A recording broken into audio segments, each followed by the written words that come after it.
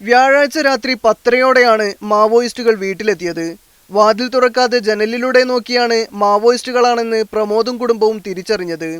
Maoist നേതാവ് രൂപേഷ് അടക്കമുള്ളവർ സംഘത്തിലുണ്ടായിരുന്നുവെന്ന് പ്രമോദ് പറയുന്നു.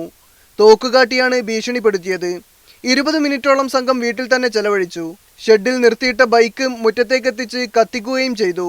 ജനലിലൂടെ വെള്ളമൊഴിച്ചാണ് ബൈക്കിലെ തീ കെടുത്തിയത്. കൂടാതെ ദരിദ്രജനങ്ങളെ അടിച്ചമർത്തുന്നതിൽ മുന്നിൽ നിൽക്കുന്ന പോലീസ് പ്രമോദിനെ താക്കീത് ചെയ്യുന്നു. ഒറ്റുകാർക്കുള്ള ശിക്ഷ മരണമാണ് എന്നെഴുതിയ പോസ്റ്ററും വീടിനു മുന്നിൽ ഒട്ടിച്ചു. പ്രദേശത്തെ കാടുകളിൽ സ്ഥിരമായി മാവോയിസ്റ്റ് സാന്നിധ്യമുണ്ടെന്ന് പോലീസ് സ്ഥിരീകരിച്ചിട്ടുണ്ട്. എന്നാൽ മാവോയിസ്റ്റുകൾ എത്തിയെന്ന് പറയുന്നതിൽ ദുരൂഹതയുമുണ്ട്. നാട്ടുകാർ ആരും ഈ സംഭവം ആ സമയത്ത് അറിഞ്ഞിരുന്നില്ല.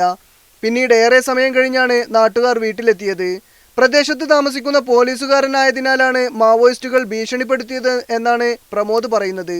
മാവോയിസ്റ്റുകൾ എത്തിയ വിവരം മൊബൈലിലൂടെ അറിയിക്കാൻ ശ്രമിച്ചപ്പോൾ നെറ്റ്വർക്ക് ഉണ്ടായിരുന്നില്ല എന്നാണ് ആദ്യം പുറത്തുവന്ന വിവരം.